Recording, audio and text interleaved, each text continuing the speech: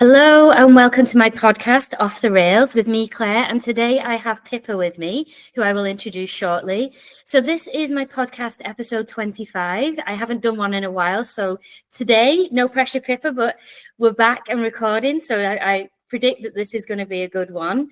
A little insight before we do kick off. Pippa is from the world of luxury fashion. So we're going to elevate ourselves today with a little bit of content around what goes on in the luxury realm. She's going to take us through a bit of consulting, what it looks like to be a personal shopper in that area, and anything else that she can give us to help us understand that particular area of fashion a little bit better. So, Pippa, welcome to my podcast. How's everything going today? You good? Hello, yes, I'm really well, thank you. Thank you so much for having me. You're welcome. So, Pippa, tell us a little bit about yourself. If we start with where you are right now, so a little introduction about what you're doing right now, and then we're going to rewind a little bit to where you started out. So, yeah, paint the picture of who Pippa is today and what you do. Great. So today I work as a luxury luxury personal shopping consultant. So I work with different fashion businesses across luxury and premium to really help them to increase their revenue and build their high net worth client relationships through loyalty programs. So I do that by implementing personal shopping programs and also really working to upskill any sales teams using through upskilling coaching workshops with their teams. And I'm also, as well as that, I'm a fashion career coach. So I support women through my one-to-one coaching program who might be feeling mid-career, feeling a bit stuck in what they're doing and maybe experiencing a bit of burnout, which can sadly be quite prevalent in our industry. And so I really support them through that and help them to find a career that is within balance with their personal life and also something that's a bit more fulfilling that they're excited again. So that's amazing. So there's kind of two tiers to what you do. Obviously the coaching, which I think is what you and I bonded on, because equally we do very similar things. We're both very passionate. Our backgrounds are in fashion. We're passionate about supporting women as women that have been through career changes. So I think that we've got so many synergies about that we will touch upon. But tell us a little bit more about where you are right now. So, and how you got there, I think, which is really interesting. So the personal shopping, setting up insights for consumers and also for the brands. Talk to me a little bit more about how you got into that industry. What kind of, was it by chance? Was it something you were on a straight route for? Tell me about how that happened. Yeah, definitely. It's a good question. I think it probably it's been quite a sort of winding journey to get there. So I think when I first got into styling and my love for fashion started when I was like early teens. So instead of the more traditional sort of route where I'd be looking at the glossy magazines, I actually was really into music. So I was really into sounds strange to say the link is coming to luxury fashion, but it's like I was really into like punk music. I was kind of a bit of a goth sort of that sort of industry and music. And I think with that there's a very particular look. So I think I became quite aware that obviously I started dressing like that, much to my sister's dismay. My sister was very the opposite. She was like, why do you have to be so embarrassing? So I was really aware that you can kind of tell a story about who you are through how you dress, which I think has kind of carried me through to where I am today. And I think that's really interesting part of personal shopping, which is the storytelling through how you look, essentially. So I experimented a lot with my clothes when I was younger, and then as I got a bit older, I was maybe like 16, 17, that's when I started to really look at the fashion magazines, so obviously Vogue. I was really into ID magazine and Dazed and Confused, so I just used to pore over them. I was from quite a small town in the northwest of England. So yeah, that was my escape essentially from relatively mundane area where I was living. And then when I went to uni, I studied fashion promotion and styling. And then I went to London. So that was quite a last minute sort of decision to go to London. I think I was quite aware there weren't many fashion jobs really where I lived in the northwest. So I decided to move to London. I just had a couple of suitcases with me, got on the mega bus. Like, do not recommend. That was not the most luxurious journey. And then I started actually working started working on the shop floor in retail. I think the industry that there can be, well, from my experience, I found it quite difficult to find a role because a lot of the roles were unpaid internships to get into buying or that sort of thing. So that wasn't really an option for me. So I decided to get in almost like the customer facing sort of route, and then thought I would just build my way up through there. And that's how it started, really. So I worked on the shop floor in retail, so in that the vintage store, which was quite my aesthetic at the time, and then moved into Jigsaw, which I actually had such an education on building looks there. They were really incredible at the manager that I had, called Emily, she was really incredible and really putting looks together. Really, she made women feel really incredible when a woman would come in and they're looking for work outfits, and she would just put together a whole wardrobe for them. And I was quite astounded that these ladies, they were spending so much money and like just buying everything that she recommended, basically. I was like, oh, okay, this is really interesting. So that was kind of the journey there. Then I moved to Liberty London, and I worked actually in the Scarf Hall, the iconic Scarf Hall, that was in the central atrium at that time. And that was one of the biggest performing departments of the whole business. And again, that was my first step into luxury. And I just found it absolutely fascinating. Like, the product was incredible, the brands were incredible. I ended up being one of the top sellers in the whole business, like through that role on the shop floor, selling scarves, would you believe? With sort of celebrities, like it was just completely opened up to a new world to me. And then if I'm completely honest, like financially, like although I was on good commission, I kind of had to make a bit of a choice, thinking like, what am I going to do forever? Am I going to carry on doing this forever? Which was absolutely an option. But then I thought maybe I want a bit more of a challenge, and so I moved into leadership. So then I moved up to the women's wear department and did a leadership program. And then Mulberry, went to Australia for a little bit, found myself traveling, shall I say.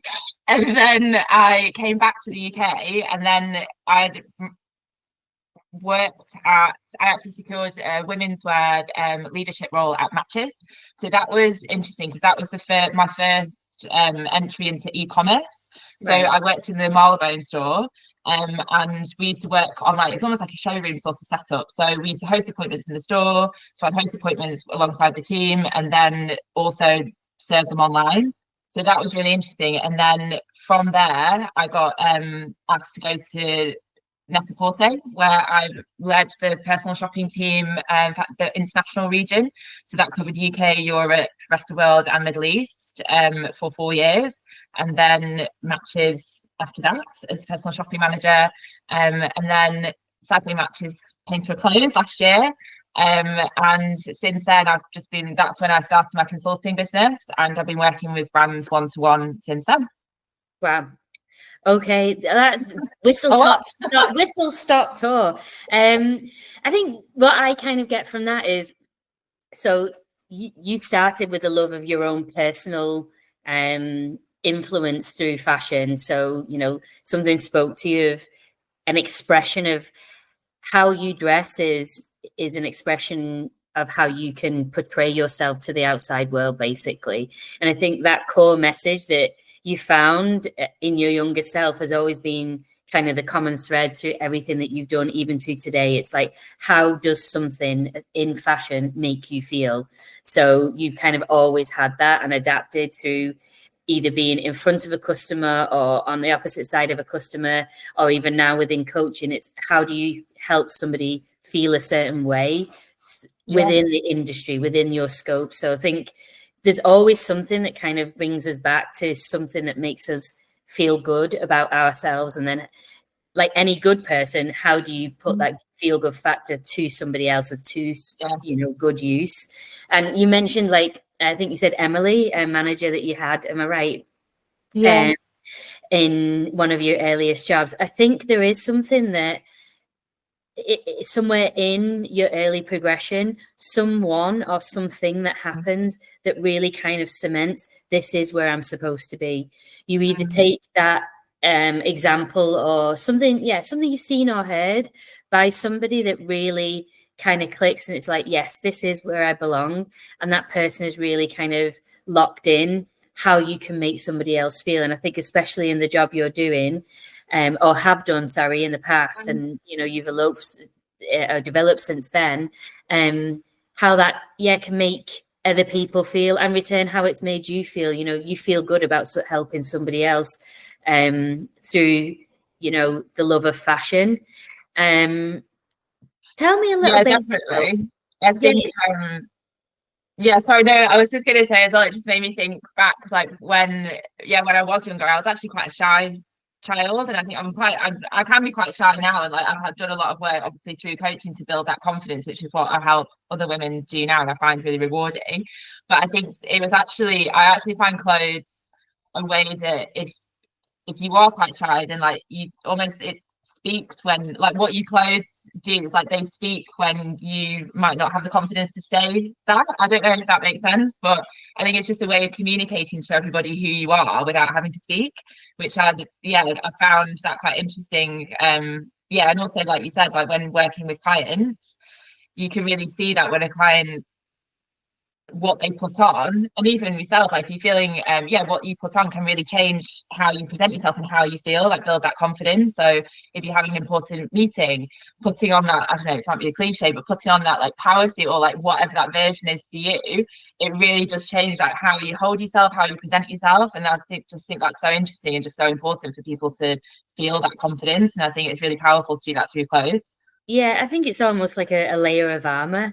I know that whenever I would have had sign-off meetings or big presentations where we had to relay strategy, without doubt, everybody would be dressed up to the nines. And if it wasn't like a coral, it would be a red lip. It was like everybody had like a power lip, the women, of course. I love that. In my industry anyway. And it was like, wow, everybody just puts on their armor to make themselves feel a certain way, so completely understand. And most people will be able to relate to that themselves. When you feel a certain way, you will dress to how you feel, or sometimes you'll put something on, it will have a feeling, so it can work two ways. So I completely understand that, and I think a lot of people listening will as well. I know if I get up and I feel a bit sluggish or I'm not feeling myself, I will completely put on the leggings and the jumper, and it will ordinarily be something dark. If I'm feeling a bit better, there'll be a little bit of sparkle, and there'll definitely be a pair of earrings. So there's always something that makes somebody feel a different way. I think that it is relative, and I think everybody can kind of feel like I've been in that situation at some point. Yeah. So let me ask, I think when you're in an environment with people, personal shopping, I would love to know, has there ever been some like crazy request, or something that you've been like, wasn't expecting that today, or had to kind of think on your feet or something like that, where you kind of, you're working with people and there becomes some sort of rhythm to what people are asking for. And then there's kind of this side wind and somebody comes in and asks for something completely like out of the norm. Have you had that experience, and what was it like? So I guess I've got two answers to that question actually. So one thing that's really popping into my mind, which is probably more like my mindset at the time, and probably like my first sort of, oh wow, okay, like people, like in terms of the wealth level of people in luxury. So I think when I first worked at Liberty, my background was not luxury, and again, background also not from a luxury environment.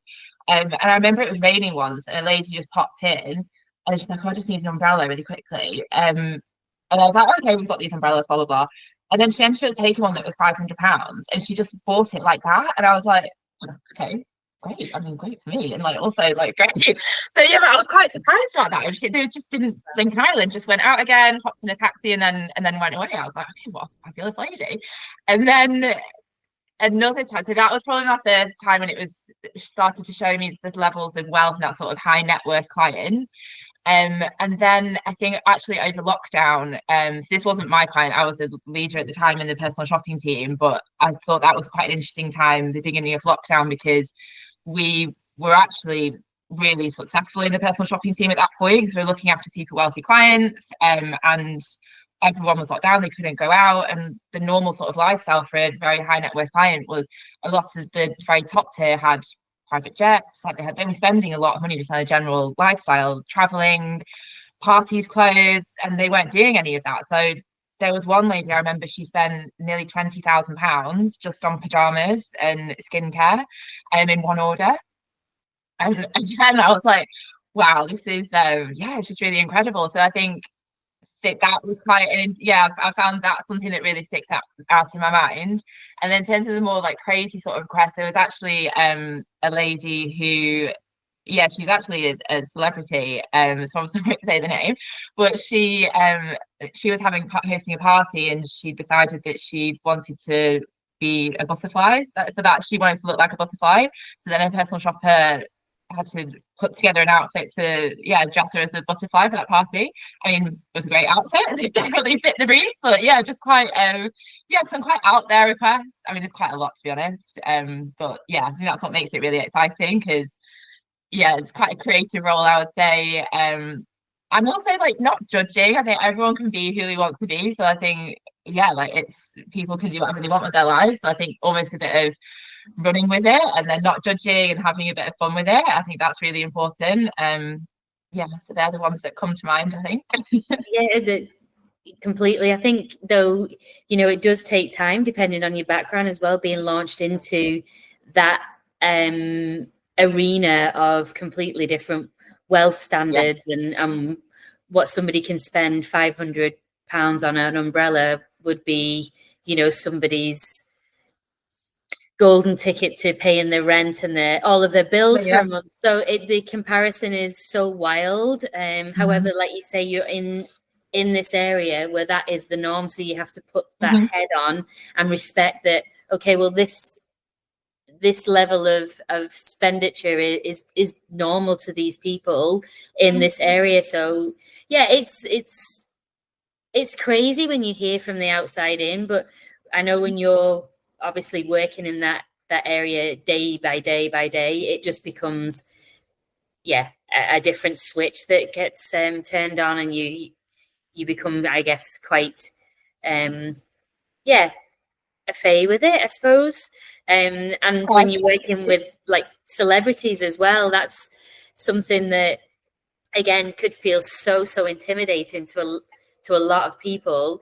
And maybe you're faced with a celebrity that and maybe you even admire, and they come in and you're faced with them and you're like, okay, wow, how do I kind of get past putting my professional head on, but my personal head of, wow, I'm one of your biggest admirers. Now I need to like work for you, which there's so many layers to working in that industry, I can imagine, because you are customer facing a lot of the time.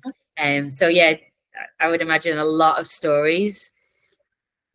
I think it's interesting when you saying that. I think it's probably, again, maybe not an expected answer, but I met Liam Gallagher on the shop that I helped him and his wife. It was Nicole Appleton at the time, buy a gift for I think it was Nicole's mum, and I was so excited about that, like super excited. But then you'd see like more like A-list celebrities as well.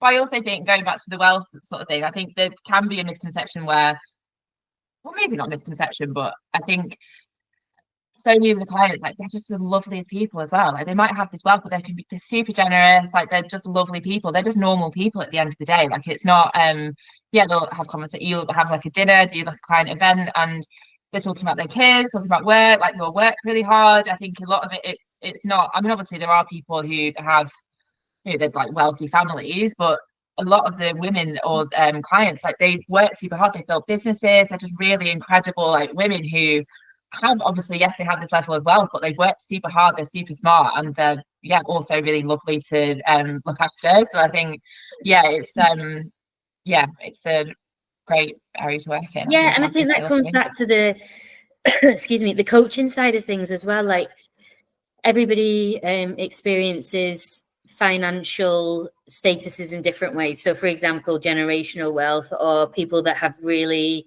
the generational wealth has to come from a place of hard work as well at some point, but there is, like you've just mentioned, there is a lot of very entrepreneurial women that you've come across and how they've built up their businesses, and they're spending, what they've earned, and that is absolutely to be celebrated. And I think that kind of brings us quite nicely into the coaching side of things, that where you are now and supporting women in particular of, okay, I'm at a position in my life where I may have worked for a corporate, or I may have worked in a family business, but now I want to do something for myself.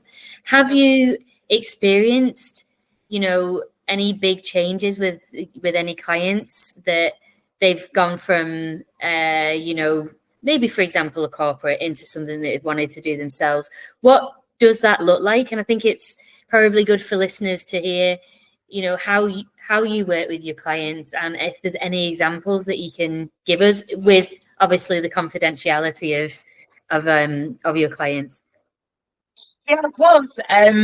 So I guess I can use myself as an example and also talk about some clients, because I think where my journey started with coaching was, I'm super grateful for my career. I've had a really varied, and it's a career that a lot of people, not that a lot of people would love to have. I don't mean it like that. I just mean it is. I'm just grateful. I've had some really great roles, but I think I was getting to a point where I felt like I was looking up the ranks, if you will, into director sort of roles in those really corporate environments, and it just didn't really feel like me. And I felt like I wasn't growing. I've been really lucky to have this incredible roles at Net-a-Porter and Matches, but I felt like I've been the same level, and I just couldn't really see where to go. So I was feeling a bit stuck, and I was starting to feel quite frustrated by that.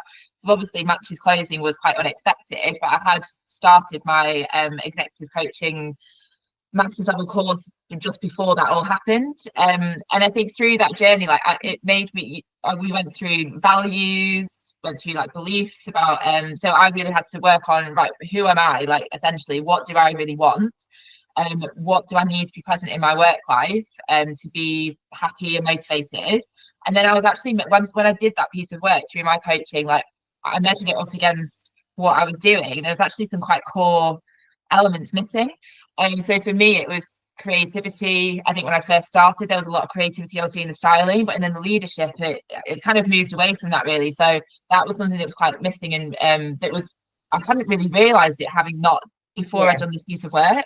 Also the flexibility, the freedom. I think I'm actually quite an introverted person, so I really struggle doing the 5 days a week in the office with a big team. I was leading a team of 40 at Net-a-Porter, all incredible people, but it was a lot for me to have meetings back to back, having to talk. So that made me think as well about the flexibility. So when you weigh up your values and your inner compass against what you're doing, that can be really eye-opening. So that's something that I work with my clients on. That's a big foundational piece.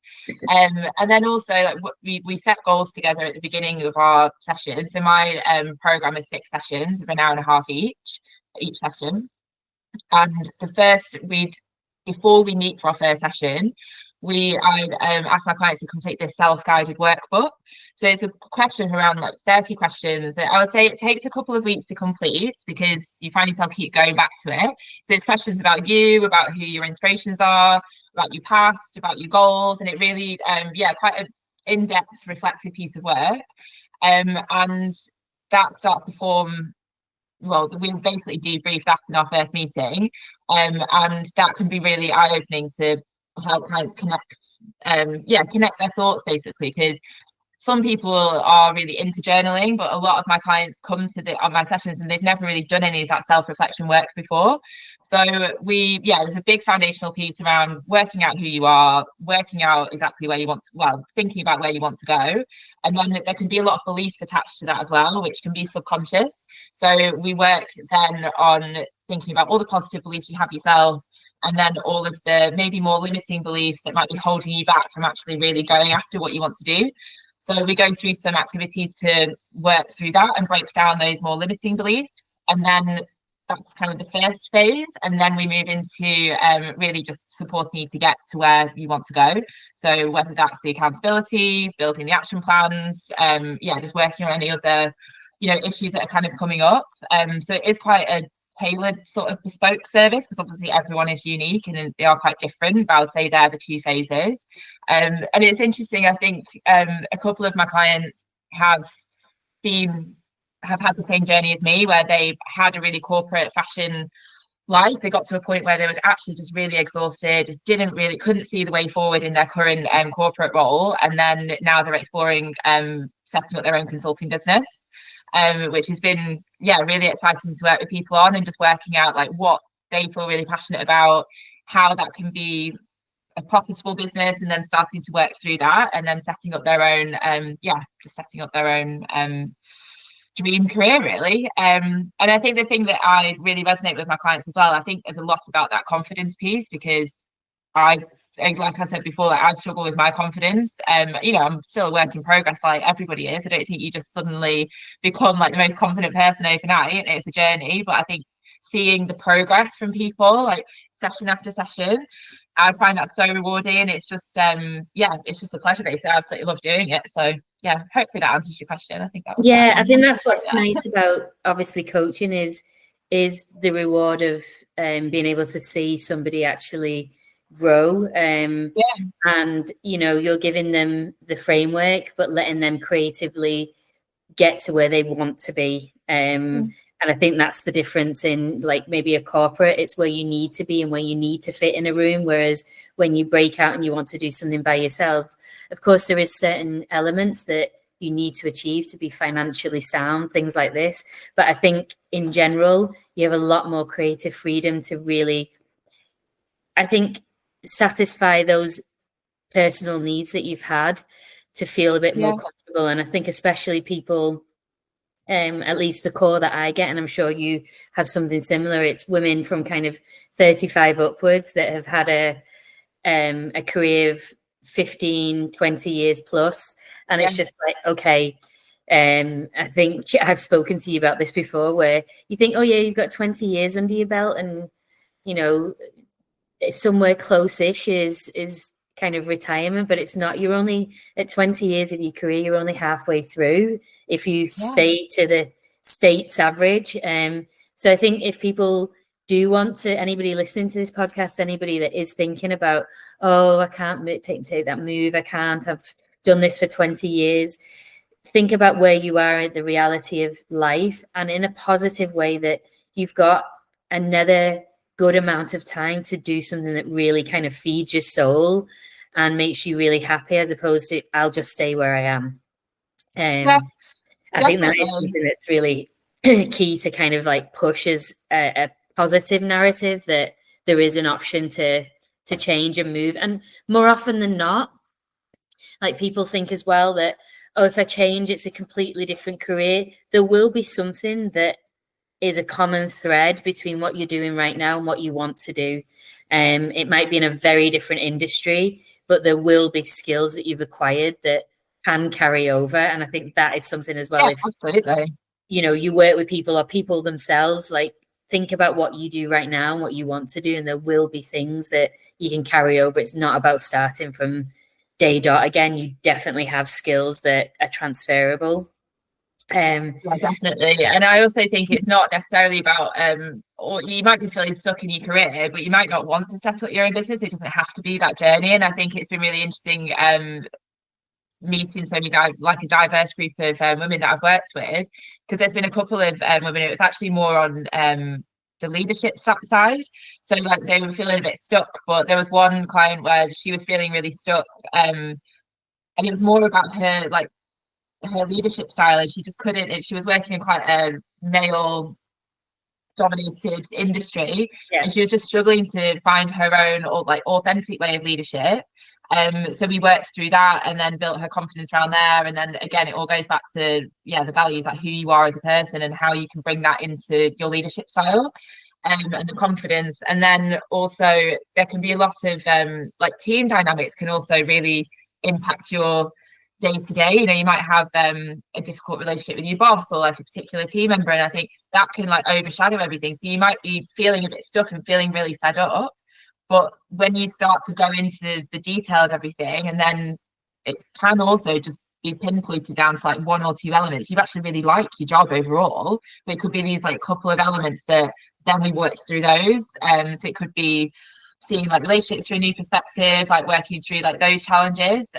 So yeah, there's such a varied range of like people, how to support people through coaching, which I think is another reason why I find it so rewarding, because there's so much variety in it, and it is such a bespoke like one-to-one service, really, isn't it? I'm sure you have the same with your clients.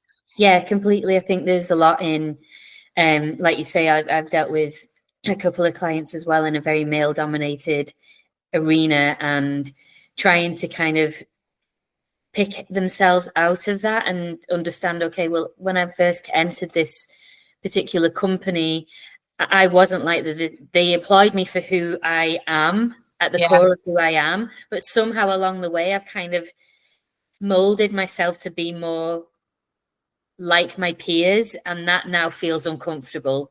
And I think it's just about really kind of zooming out again and understanding, okay, how do I take what I've learned, but inject a little bit of me again, inject a bit more personality, it may be, because sometimes when you're in a very corporate environment, you feel, I have it personally, so I can talk about this as a personal example, you feel a little bit like you've become the brand, or you've become this robotic version of, and you, yes, you have, there is examples where you use corporate language, you use acronyms, but sometimes you hear yourself and you're like, oh no, I've become that person.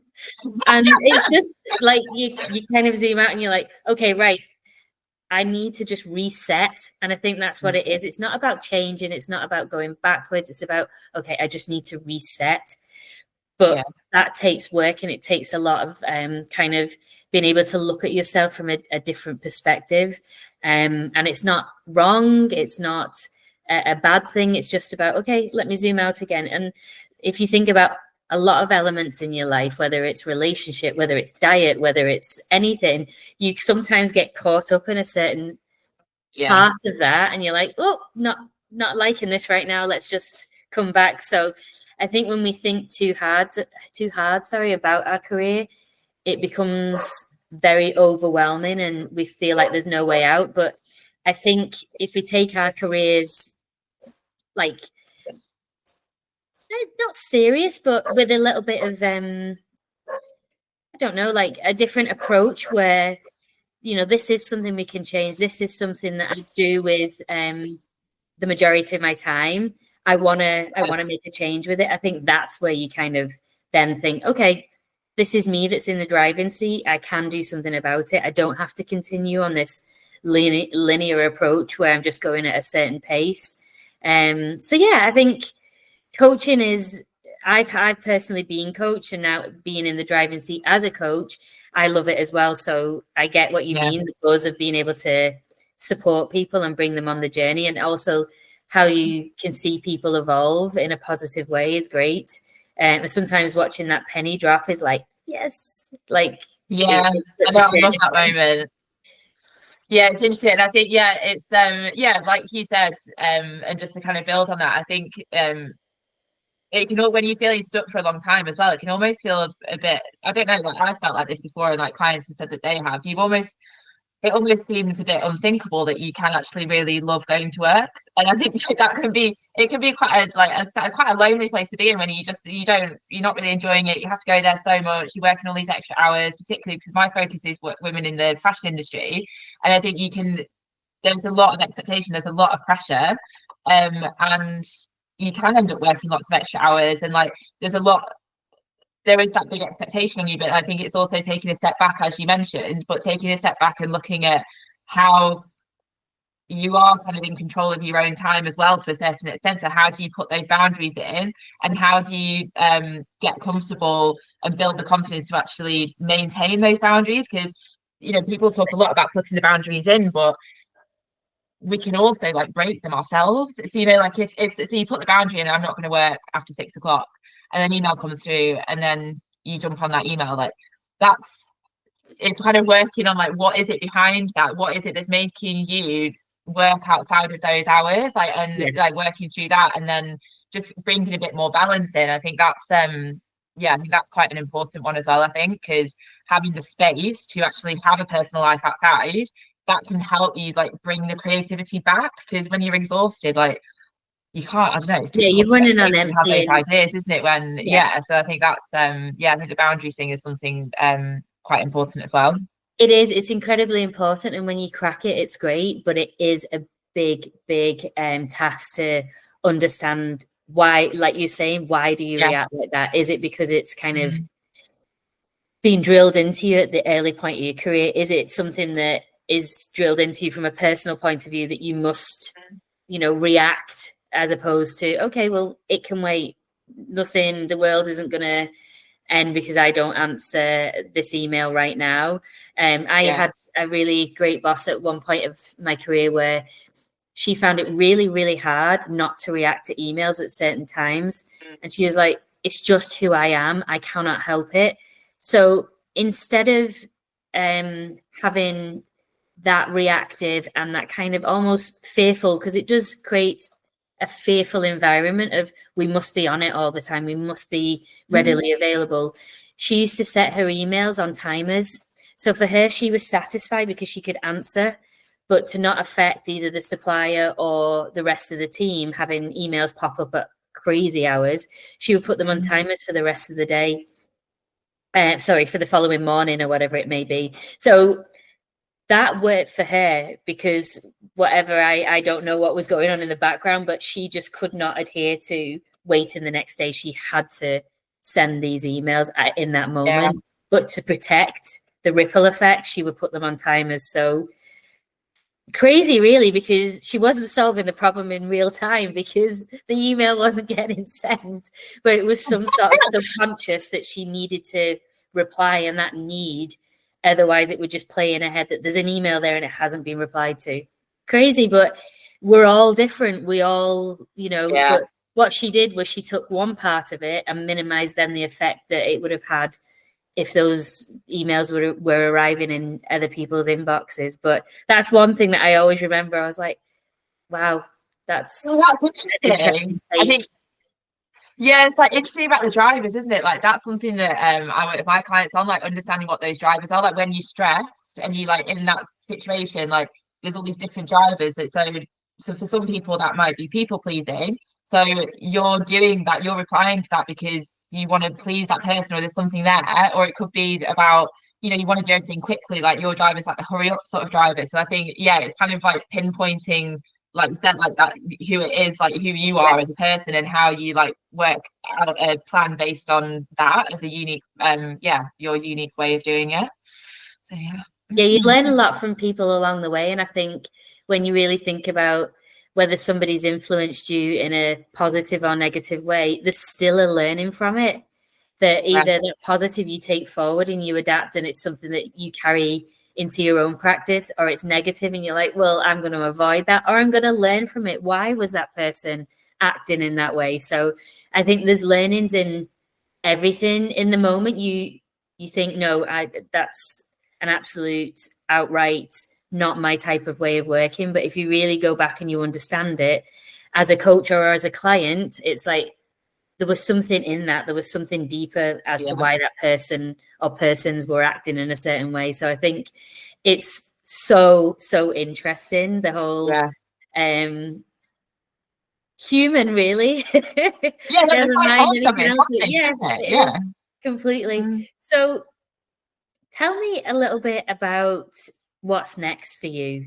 Where do you see yourself, in the non too distant future? I don't like this whole 5-year plan. We don't know what's happening in the next year, but I'm my dinner later. Yeah, exactly. But what does I'm on the path of where I feel comfortable. So the next thing I want is X. What does that look like for you?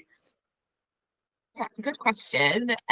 So one thing that I really love, which I haven't done enough of, is working with I want to bring my coaching more into the workshops with retail teams. So I've done a couple of those workshops where I've worked with brands who have a boutique. They've got a fantastic sales team who are great with face-to-face clienteling, but they're not as confident translating that onto online, because obviously now digital is just everywhere, like you can't escape it. So I think working with teams to build the confidence to use those online platforms, and I think there's a lot of coaching skills and elements that support with that, because there'll be beliefs that those salespeople have about themselves, about their own abilities, around like how to work through all of those so they can get to reach their goals. So I want to bring that more into working with different brands and to support their teams. And then also on the one-to-one coaching, I've had lots of conversations with freelance personal shoppers, or personal shoppers that I've worked with at Matches or other businesses, where it's exciting that they're starting their own freelance businesses. And I actually have an amazing client at the moment who is a personal shopper. She does wardrobe detoxing, and she used to work in a retail space, so there was a lot of structure around her life. But now she's freelance, she's kind of missing that structure and just isn't really sure like how to build a scalable, like sustainable, consistent client base. So that's a program that I work on specifically for personal shoppers to really help them to grow their businesses, because it's a very specific skill set and a very specific business model. So I just wanted to, that's another focus for me, to work on a specific one-to-one program for freelance personal shoppers.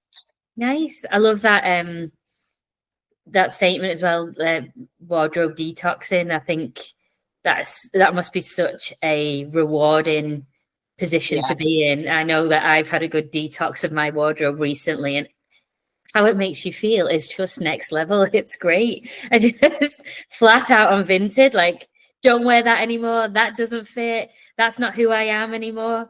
Like, that's a whole other conversation I could go into. And as you do it, it's great.